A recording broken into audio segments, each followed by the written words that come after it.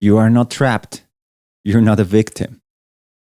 I know the world seems to come at you and make you miserable. And it seems that you have no power over anything or control over anything in the world. You're just a little animal crawling back to your hole and defending yourself from a world that you cannot control as much as you may gain power and success. But that's not true. That's an illusion. And I'm here to help you tap into the power, the freedom you have. That if you have any kind of negative emotion, you feel lonely, you feel desperate, you feel depressed, you feel anxious, you feel anything that is less than optimally enjoying your day by day, anything that happens as it happens. If you're not enjoying your life to that extent, then you're not free. But you're not free not from the world. So what we normally do is we try to stop the world from being what it is. We try to stop people from saying what they say or what they do, or we are making a huge effort. Actually, most of your suffering has to do with this fight against what is. That's why meditation is all about embracing this moment as it is. Can you do that for me now? This is an exercise. Can you just open your hand as if you open your mind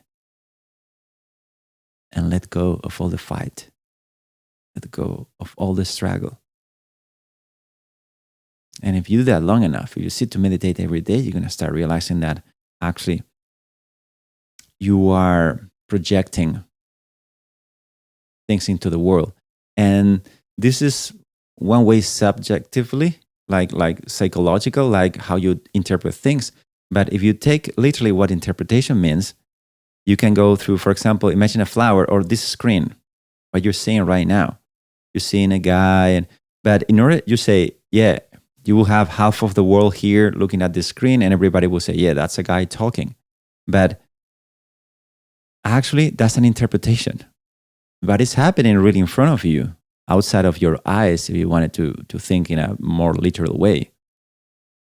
It's just some sort of input of frequencies that your eye is capturing, like a recorder, like a cam, and then your brain is putting all the pieces together and saying, okay, that looks like a face, that looks like hands, that look like green things. So, based on memory, based on all the data that you know, you make an assumption, okay, that's a guy talking to a camera, that's a video.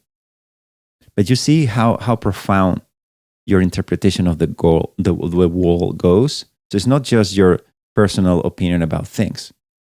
It's the very way in which you perceive things. And this is where the real transformation is. Of course, try to have more positive mindset. Of course, try to not to blame people. Of course, all this general, that's a great advice.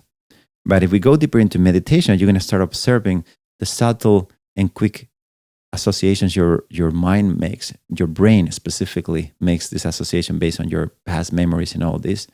But the more you start seeing that, the more you start realizing that you create at least, let's say, just a symbolic 90% of your experience. I would say it's way, way closer to 100%. But still, most of what you think you're sure it is there, you're not clearly seeing what it is there. Your brain, even a basic level, as I explained, with colors and shapes, and that's that object. We normally assume, I'm really seeing this object. But actually, you're already interpreting it. And this is a liberating power to realize that you're doing this. Because only then you will notice that the amount of your negative emotions,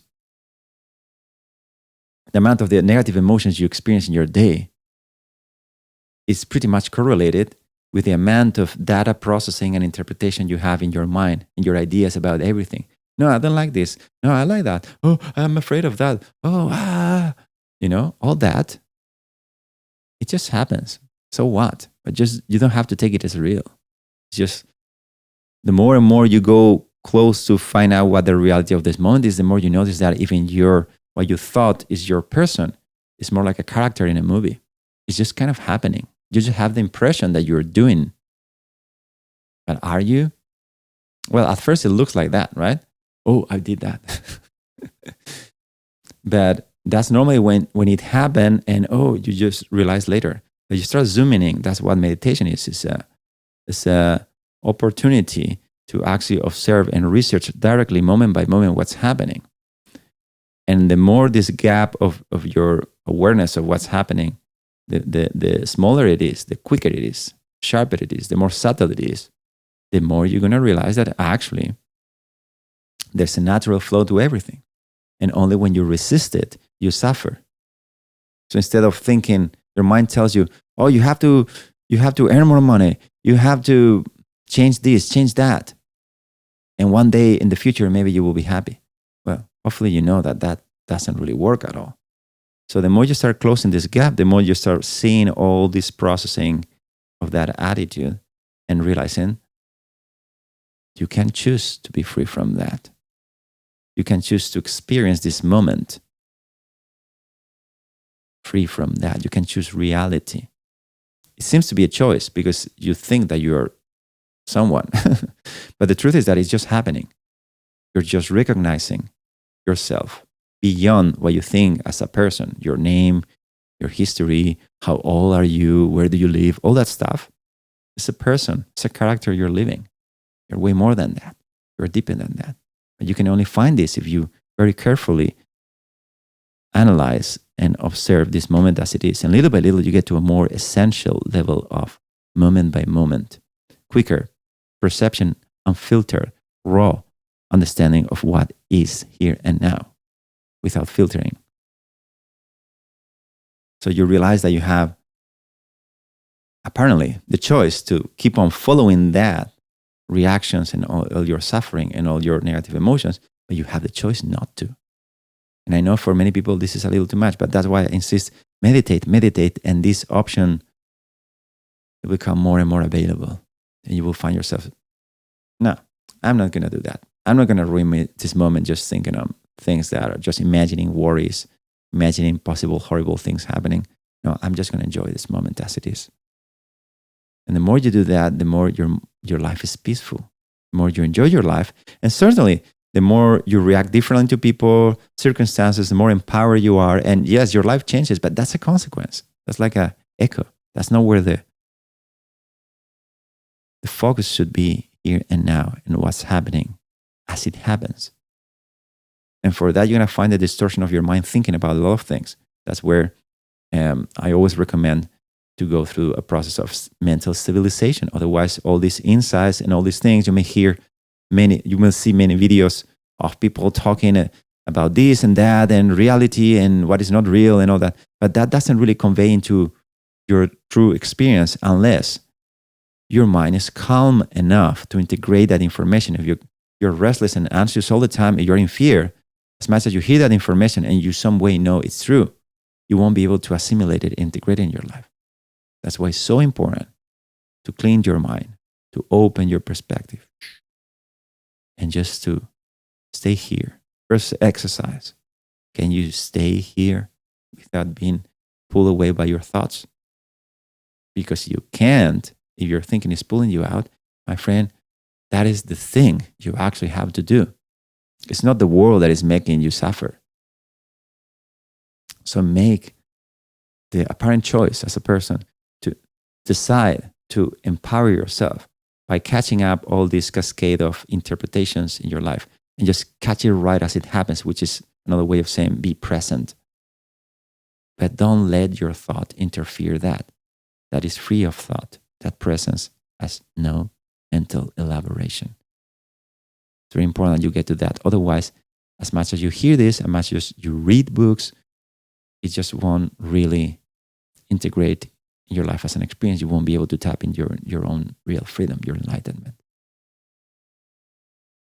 So all your negative emotions are based on interpretations that are just that, a partial truth. They are not truth. Actually, they're just a partial interpretation. And what if you would discover that you're actually having all these negative emotions as just a mistake, like a kid is having a nightmare? Accidentally just end up hypnotizing himself into fear and living an experience that never really happened. But you cannot awaken from that nightmare that we normally call life if you just keep adding energy to this thinking, to this interpretation. So just take a moment, take all the moments in your day. But sometimes keep your body still. Eventually, if you calm down, you will learn to disengage from your mind. And then your vision will be clear and peace will arise in your experience.